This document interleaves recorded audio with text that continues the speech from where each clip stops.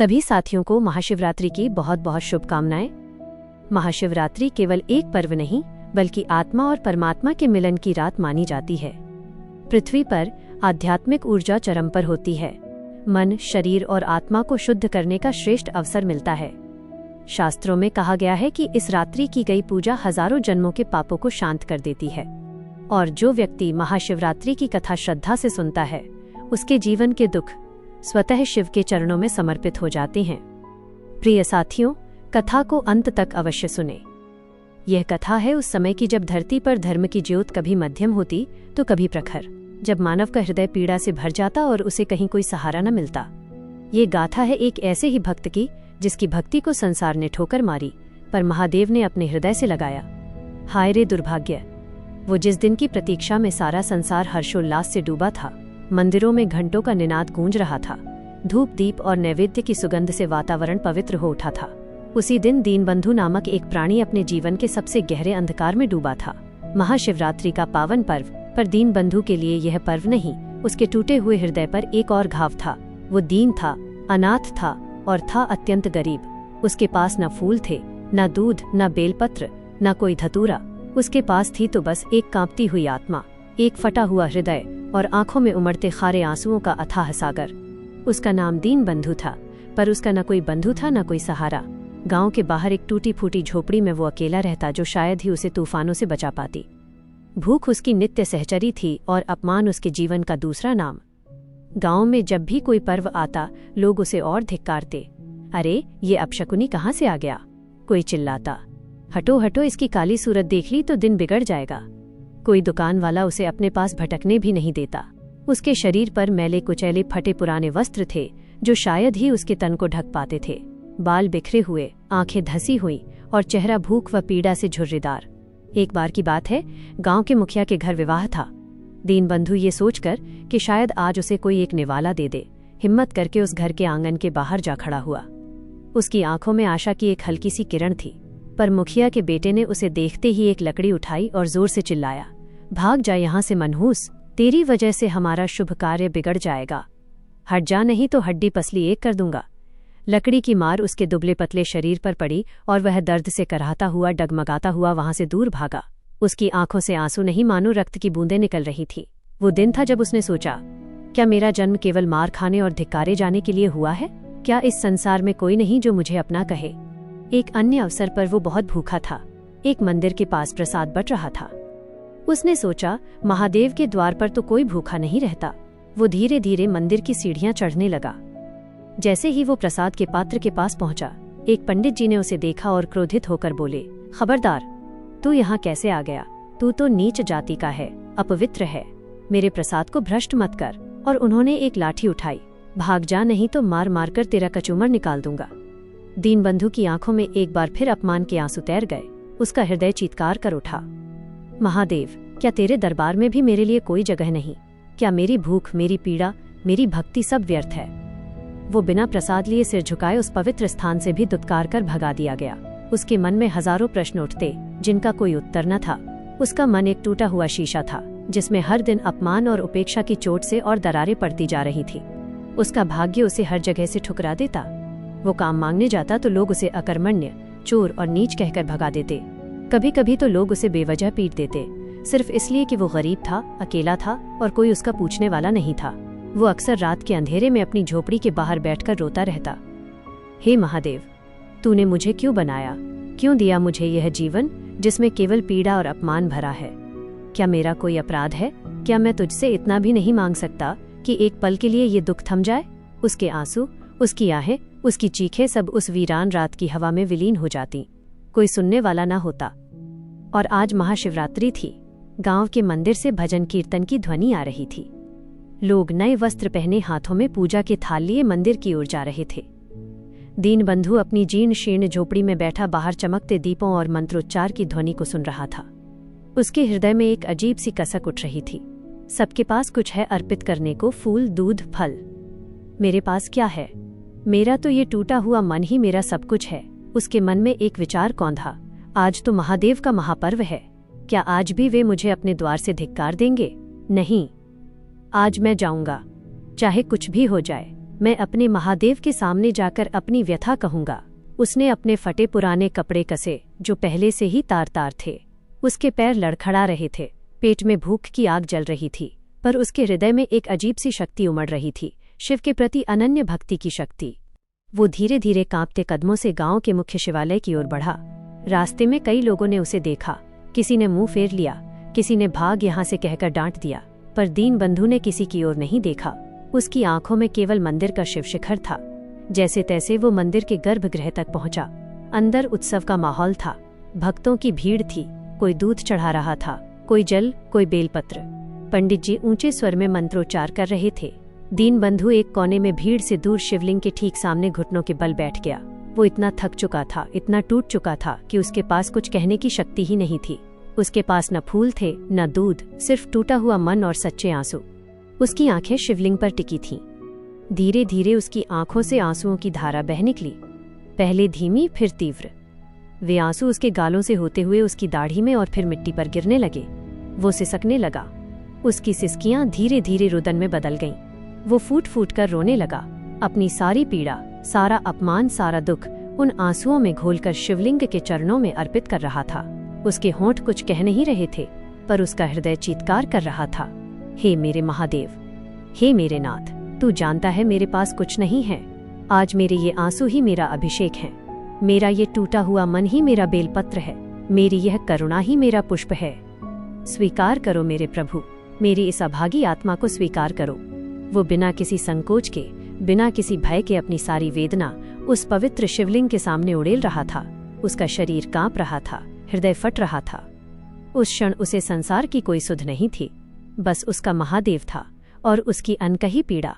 उसकी आंखों से बहते आंसू, जिन्हें दुनिया ने कभी एक बूंद भी महत्व नहीं दिया था, आज शिवलिंग का अभिषेक कर रहे थे। उसकी हर सिसकी, हर आह मानो महादेव को पुकार रही थी। उसी क्षण कैलाश पर, श्वेत हिममंडित शिखर पर माता पार्वती और भगवान शिव विराजमान थे। शिव अपने ध्यान में लीन थे और माता पार्वती अपने प्रिय स्वामी की सेवा में तत्पर थीं। पृथ्वी पर महाशिवरात्रि का महापर्व चल रहा था और कैलाश से सब कुछ साफ दिख रहा था। माता पार्वती ने देखा, पृथ्वी पर मंदिरों में भक्तगण धूमधाम से पूजा अर्चना कर रहे हैं। वे प्रसन्न हुईं। तभी उनकी दृष्टि एक छोटे से अंधेरे से कोने में बैठे एक प्राणी पर पड़ी, एक अत्यंत दुर्बल जीर्ण शीर्ण देह जो फूट फूट कर रो रही थी। हे महादेव, माता पार्वती का कोमल हृदय विचलित हो उठा। यह कौन है? यह प्राणी इतना दुख क्यों भोग रहा है? इसकी ये करुण पुकार मेरे हृदय को भी विदीर्ण कर रही है। भगवान शिव ने धीरे से अपनी आंखें खोलीं। उनकी दृष्टि भी उस दीनहीन भक्त पर पड़ी। उन्होंने एक पल के लिए अपने मुख पर एक हल्की सी मुस्कान धारण की, जैसे वे पहले से ही सब जानते हों। माता पार्वती ने देखा कि उस भक्त के पास न तो कोई सामग्री है, न कोई पुष्प, न कोई जल। वो बस अपने आंसू बहा रहा था। नाथ, यह कैसा भक्त है? इसके पास कुछ नहीं है, फिर भी इसकी भक्ति में ऐसी आग है कि मेरे रोम रोम को जला रही है। इसके आंसुओं में इतनी पीड़ा है कि मेरा हृदय पिघला जा रहा है। हे स्वामी, क्या यह उचित है कि आपका इतना सच्चा भक्त इतनी वेदना सहे? इसे तो लोगों ने हर जगह से दुत्कार दिया है, डांट कर भगा दिया है। इसकी हर आह में आपके लिए इतनी लगन है। मैं इसे इस अवस्था में नहीं देख सकती। मेरी आंखों में आंसू आ रहे हैं। प्रभु, कृपा कीजिए मेरे स्वामी, इसे दर्शन दीजिए, इसे अपनी शरण में लीजिए। माता पार्वती का स्वर करुणा से भीग गया था। उनकी आंखों में भी आंसू छलक आए थे। महादेव ने माता की ओर देखा। उनके चेहरे पर असीम प्रेम और शांति थी। देवी, तुम तो जगन माता हो। तुम्हारी करुणा से ही ये सारा संसार चलता है। तुमने ठीक कहा, इसकी भक्ति में कोई कमी नहीं। संसार इसे नहीं पहचान पाया, परंतु मेरी दृष्टि से कुछ भी अदृश्य नहीं। इसकी हर चोट, हर अपमान, हर आंसू मेरे हृदय पर लगा है। भगवान शिव ने एक गहरी सांस ली। इसका हृदय शुद्ध सोने का है, जिसने इतनी ठोकरें खाई हैं, फिर भी मुझ पर से विश्वास नहीं खोया। यही सच्ची भक्ति है पार्वती, जो विपरीत परिस्थितियों में भी अटल रहे। आओ, हमें इस भक्त को दर्शन देने होंगे। इसका समय आ गया है। कैलाश के हिमशिखर से भगवान शिव और माता पार्वती ने पृथ्वी की ओर प्रस्थान किया।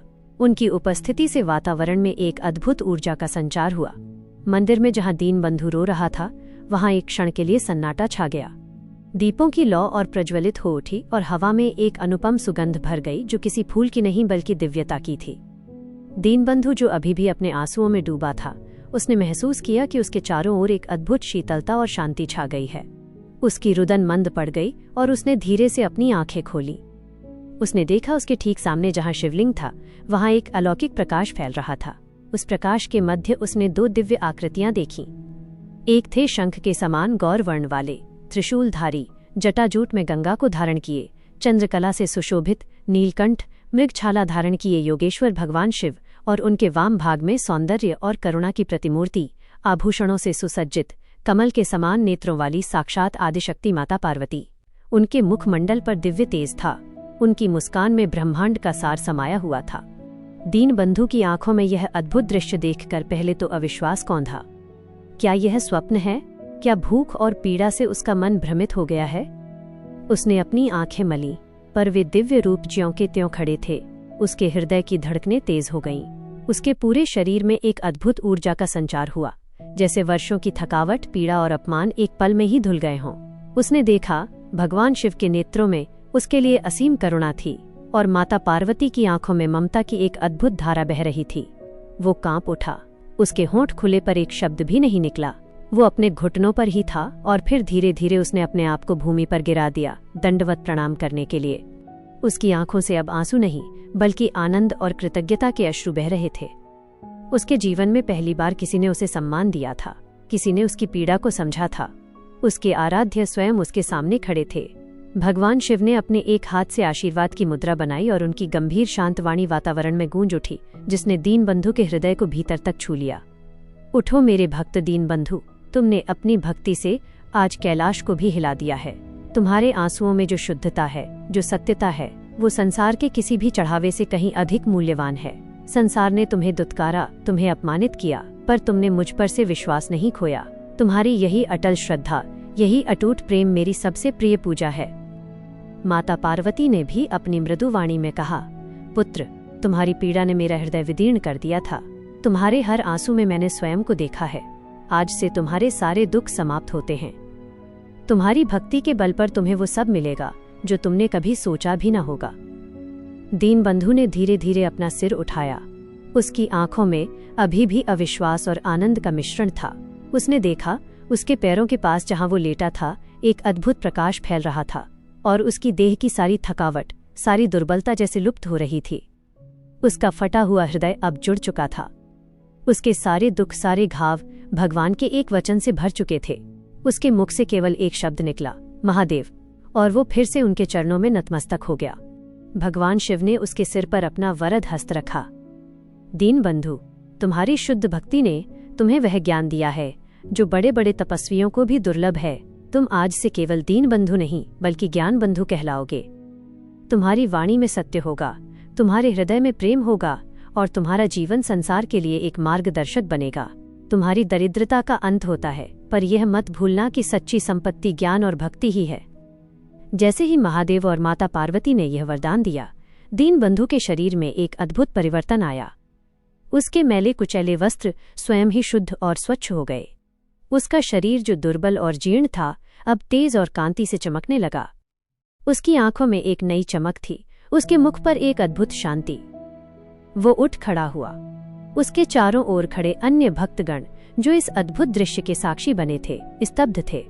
वही दीनहीन जिसे वे हर दिन दुत्कारते थे, आज साक्षात महादेव और माता पार्वती के समक्ष दिव्य रूप में खड़ा था। वे सब आश्चर्यचकित और भयभीत थे।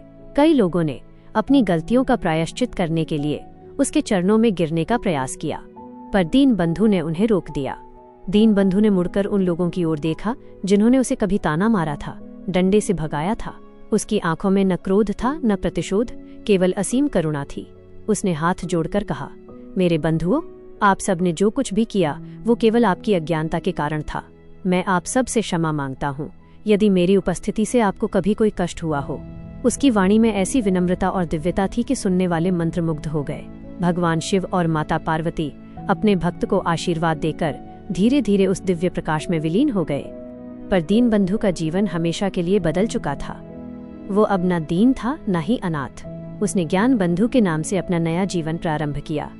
उसने अपने जीवन में किसी से कोई भौतिक सुख नहीं मांगा था, पर महादेव ने उसे वो ज्ञान, वो आत्मिक शांति दी थी जो संसार की किसी भी दौलत से बढ़कर थी। उसके मुख से निकली हर बात सत्य होती। उसके दर्शन मात्र से लोगों के कष्ट दूर होने लगे। वो जहां जाता वहीं प्रेम और भक्ति का प्रसार होता। लोग अब उसे धिक्कारते नहीं थे, बल्कि उसके चरणों में अपना शीश झुकाते थे। यह कथा हमें सिखाती है कि सच्ची भक्ति किसी चढ़ावे की मोहताज नहीं होती। वो हृदय की पवित्रता में, आंसुओं की सच्चाई में और विपरीत परिस्थितियों में भी अटल विश्वास में बसती है। और दीन बंधु की कथा युगों युगों तक भक्ति और करुणा का मार्ग प्रशस्त करती रही है। प्रिय साथियों, इसी के साथ महाशिवरात्रि की यह पावन व्रत कथा यहाँ पूर्ण होती है। हम सभी माता भगवती और भगवान शिव के चरणों में प्रार्थना करते हैं कि उनकी दिव्य कृपा सदा आप सब पर बनी रहे। हर हर महादेव। जय मां आदिशक्ति, माता पार्वती जगत की जननी।